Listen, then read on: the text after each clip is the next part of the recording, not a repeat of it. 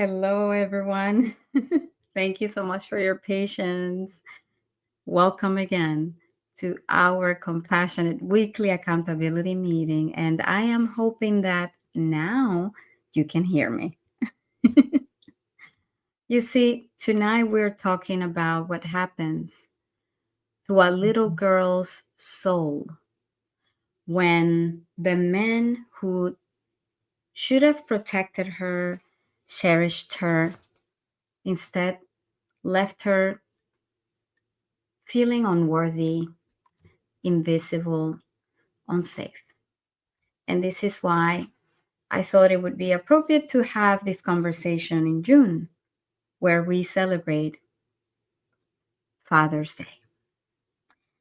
And while more fathers today are choosing to be emotionally present and actively engaged, kudos to you if you are one of those committed and present father, physically and emotionally. However, many of us did not grow up with that kind of father. We were shaped by neglect, volatility, criticism, or even complete abandonment, whether physically or emotionally. And those wounds, they don't just stay in childhood, but they follow us into every relationship and different emotions throughout our adulthood. Okay? Again, if you're new here, I'm Karina Aybar, psychotherapist and coach and founder of the Self-Worth Hub. If you are returning, welcome back.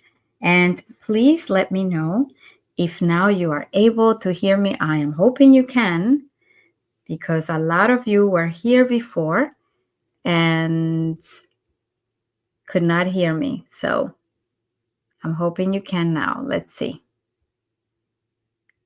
All right. Let me make sure this is happening now, everyone. So, again, many of us grew up longing to be validated, to be seen by our fathers. And let me see, because I keep on receiving replies that perhaps you are not hearing me. Let's see. Everyone, are you able to see me now? Let's see. I'm hoping you can join. Okay. Ooh, I'm getting messages that some of you are not able to, so I'm hoping you can. Some of the Self-Worth Hub members. Okay, say hello if you are here. Okay. Let's see. Replying to you all. Well, I'm hoping you can see me now. Back to our conversation, right? It is so unfortunate that we underestimate the relationship and the role of a father in a daughter's life.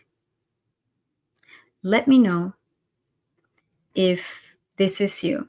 You either grew up with a father that was there, but was emotionally unavailable. He could provide, or he still does, but talks about your feelings, even perhaps an I love you, you didn't hear that, or if you did, maybe it was the vague love you, but never conversations about your emotions, how you feel, you see? So let me know in the comments if this resonates. Many of us grew up with criticism or with threats, with the notion that we could only speak with maybe our mothers if you were lucky. But maybe you did not even have that. Maybe you grew up with emotionally limited or immature parents. So This life in particular is focusing on the father wound. And this refers to the emotional injury caused by a father who was emotionally unavailable, neglectful, abusive, inconsistent, critical, or absent altogether. And I want to emphasize the work of psychologist Sarah Sims Rosenthal and her powerful book, The Unavailable Father, which outlines 6 common types of unavailable fathers. One of those is the disapproving father, overly critical, impossible to please, or the mentally ill father. Okay, that's another one. Another type of father. Oh, and I see a comment.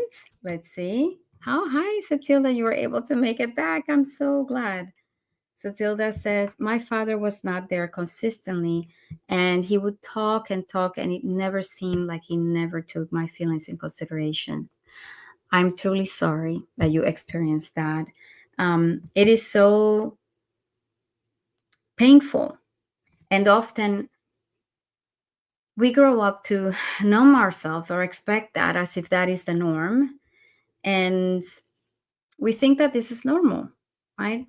We think, well, I see how he shows up consistently, but because of their upbringing, then they don't know how to show the type of love that we crave, right? So back to our definitions or the different types of emotionally um, unavailable fathers. For instance, in her book, Rosenthal discusses also the alcoholic father, the one that has an addiction. And so you grow up in chaos. And I would highly recommend this book, by the way. You have the mentally ill father, which is the father that is unpredictable or checked out due to illness. You also have, as I mentioned, the substance abuse father, the substance abusing father, which often present physically or sexually harmful. And you have the unreliable father, that one that is inconsistent, forgetful, or emotionally flaky. And I want to give you an example, for instance. Sometimes you have parents that they make a lot of promise. They would say, yeah, don't worry, we will go there, we will go on that vacation. And don't get me wrong, I mean, there are circumstances where, and I'm a parent myself, where people cannot follow through. But what matters is if you are able to take ownership of how you were not able to show up and apologize to your kid, right? Apologize to your child if you have broken a promise. But when you have a flaky father, it creates this sense of betrayal, trust betrayal, that you internalize throughout life. And that lets you know that despite these elders or this father, your parents, you cannot trust their judgment because they keep letting you down. So this feeling follows you into every corner of your adult life. And let me know if you resonate in the comments with this type of or these types of fathers. And then you have the absent father. And this is the one that is physically gone or emotionally distant, unavailable. You see, I know I grew up with one that was both, unfortunately. May he rest in peace, but that is the reality. So, at first, if we have normalized the fact that your father is not around, you don't really think about it. You're distracted as a child, or you may not. You may be a highly sensitive child that is longing for that love. So you are consistently, You don't have a lot of boundaries and you're consistently seeking approval and to be loved and you're seeking attention because you are missing that figure. That is so important to a girl's upbringing. And I cannot stress that enough.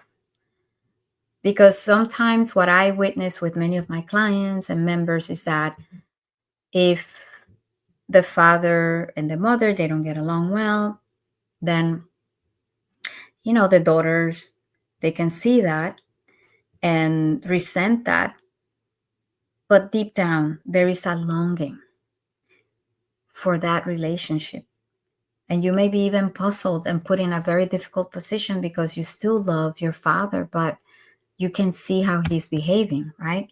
So as a child, you try to make sense of this by adapting. So you may people please, or suppressing feelings and overachieving or disappearing emotionally altogether. So this becomes a mirror of love. It is how we measure how lovable we are. So these adaptations, they follow us, where we try to prove our worth, by being successful. We avoid closeness in relationships, or we seek validation from emotionally distant partners, and we struggle to ask for help. Or you fear that you will never be enough to be loved. And I also want to explore with you the psychological impact of this, because father wounds, they shape our beliefs. When we grow up with a father who couldn't love or see us, we often unconsciously internalize that there is something wrong with me, or I am not lovable unless I earn it. Or if I stay small and don't have needs, then I will be safer. I will not be a burden. Also, you may internalize love is always out of reach. So you give up. And these beliefs are a trauma response, not facts, but they become our operating system, especially if our childhood also included parentification, where we had to take care of others instead of being cared for ourselves. And I want to give you a case example, but before we move on to that, let me know in the comments if you resonate. I'm hoping, let's see. Okay. So let me know in the comments if this is resonating so far, if you feel comfortable, of course. So to illustrate this, I want to give you a case example. Someone that I would like to call Elena. Okay, this is not a real name, to protect, folks' identity. I'm just giving you like a typical case. Okay, so here's Elena, a 33-year-old artist who couldn't understand why she panicked every time someone got too close to her emotionally, right? Her father was warm when he was sober, very warm and nice, but cruel and unpredictable when he drank. And as a child, Elena learned to anticipate moods and stay silent. And as an adult, she became the emotional caretaker in every relationship while keeping a wall up to protect herself, right? So, does that resonate? Let me know in the comments. And you get the point. You may not be conscious of this, but subconsciously, you may try to look for that father figure and folks that mimic or mirror that same attachment that you had or have with your father. So let me know if that resonates. And my question is, right? Then how do we heal? Is the question that I get often. Hi, Loli. Good to see you. Okay, I know a lot of you joined before, and due to technical challenges, we had to end the live prematurely. So I'm happy to see you all coming back. Right. So, how do we heal? And of course, as usual, awareness is only the beginning. I want to give you 6 intentional steps, and make sure you bring pen and paper. Here are 6 intentional steps to begin breaking free from the emotional legacy left behind by a father wound. And number 1 is to identify the type of father you had. Start with clarity. Was it an emotionally distant? Was it an emotionally and physically distant? Was it the mentally ill father? Was it the substance abusing father? Was it the cruel one? You let me know. Was it the flaky type? Make sure that you are descriptive and write down, because having that clarity and coming to terms to the fact that this is how your father shows up or used to show up, it's important to grieve the loss of what you did not receive. I always mention that it is often what is not what is done to you or what is not done for you that creates the trauma. So I want to give you a prompt. When you think of your father, what adjectives come to mind? Ask yourself, when I think of my father, what adjectives come to mind? How did his behavior make me feel about myself? And if you are unsure, talk to a sibling, journal your memories, or revisit old photos. The point is not to blame, but to understand what shaped you in relationship to your father. Number 2, remember how you were treated. Try to access your younger self's reality and not your adult rationalizations. And I want to emphasize that since my specialty is parentified daughters, a lot of parentified daughters, it's almost like because they don't expect a lot, they're so disappointed already that they're like, by now I'm numb. I don't expect, whatever. But it is important to acknowledge the impact of that relationship and how that may be affecting you today. We cannot heal what we conceal. We have to bring it to the surface so that we can face it. We grieve that loss and find out whether we are perpetually seeking emotionally unavailable partners as a result of having a father wound and an emotionally unavailable father, right? Things that feel minor now, or like missed recitals, right? Constant teasing, never hearing I love you, were major at the time. So remember, little T traumas can have big emotional consequences as an adult and over time. Okay. Number 3, name the coping strategies you used as a child. Number 3, name the coping strategies you used as a child. Did you try to be perfect? Or did you try not to take space? Did you go invisible? Were you the lost child? Or were you overachieving to earn praise? Maybe did you stay quiet to avoid triggering him?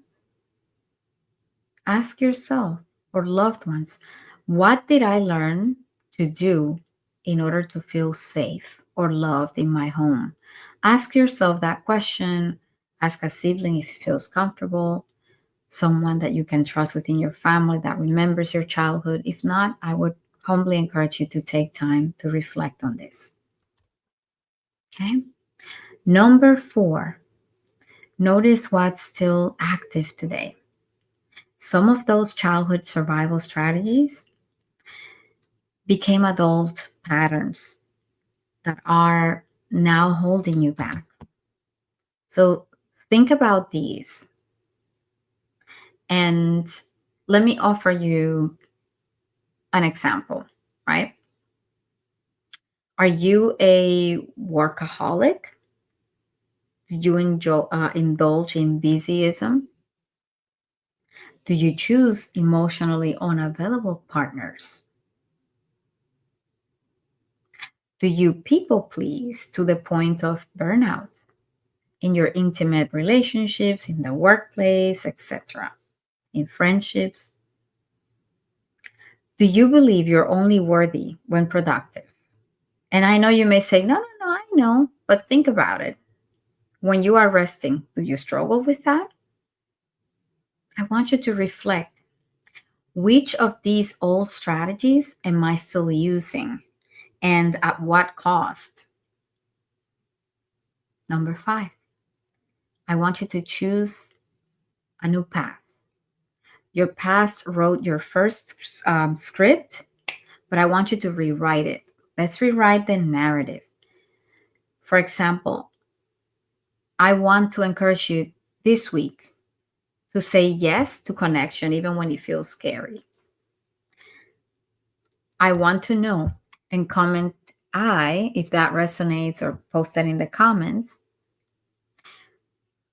Do you stay extra at work, extra hours, okay, to feel valuable?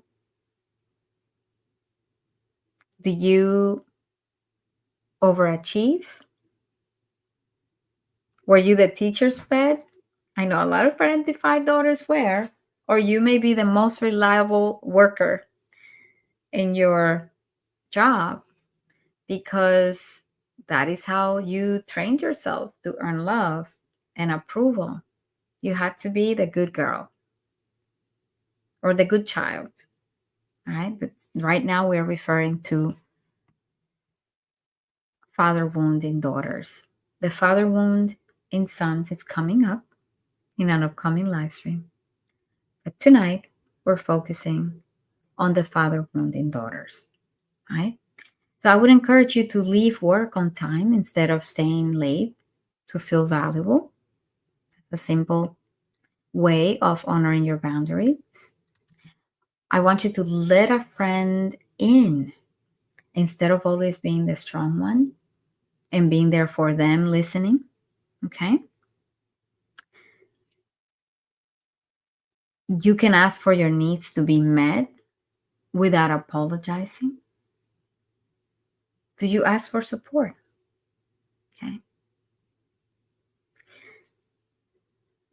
Back to the tips. I believe this will be number 6. It is so important to build your inner foundation before anything else. So try affirmations such as I am worthy even when I rest. Make sure you have a gratitude journal or in your phone's notes.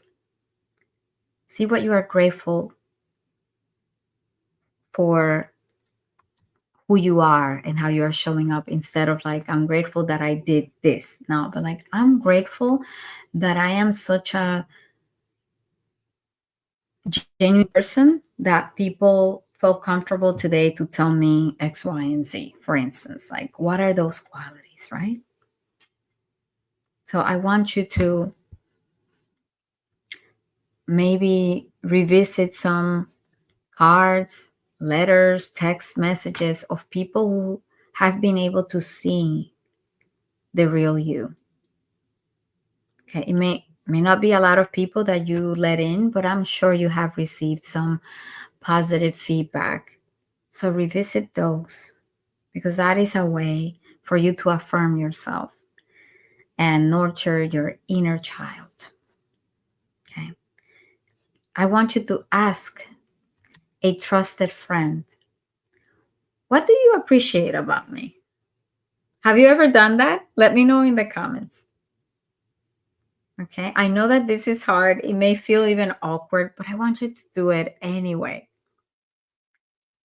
And then take a small, courageous step in the direction of the love, the life that you deserve. Because it's easy to undermine our needs. You're so used to that, right? And I can assure you that if you have a father wound, you're so used to that. You're so used to just stepping it up. Heck, you may even just continue to show up for your father and feel like you have to walk on eggshells, or maybe have given up the idea of holding him accountable because you can see that he doesn't understand.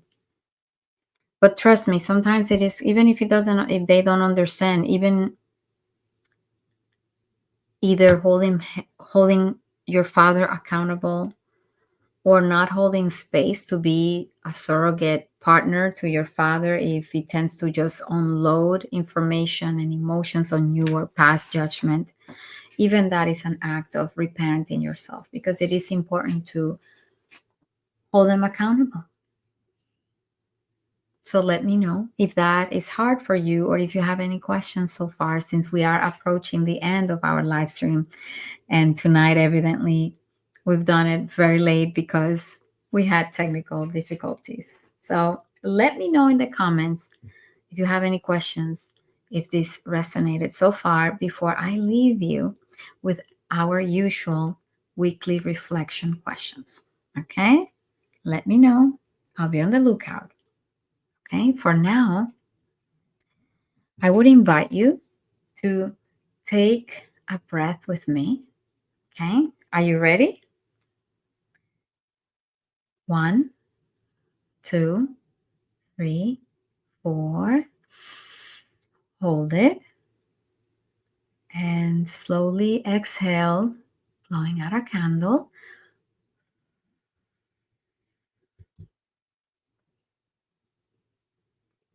And I want to offer you these reflection prompts for the week. Let me know if you're ready. There we go.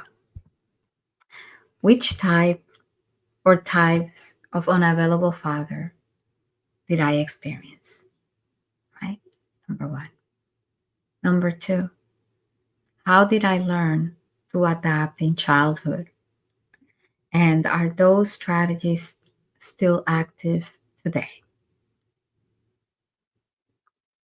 Prompt number 3, what am I afraid might happen if I stop performing or people pleasing?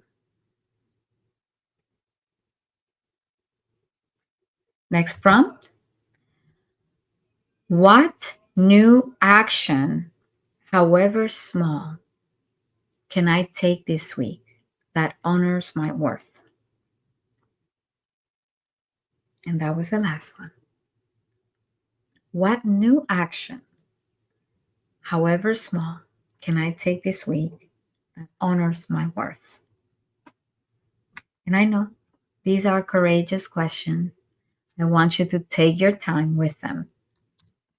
Okay, let's see. Okay, I don't see any questions in the comments.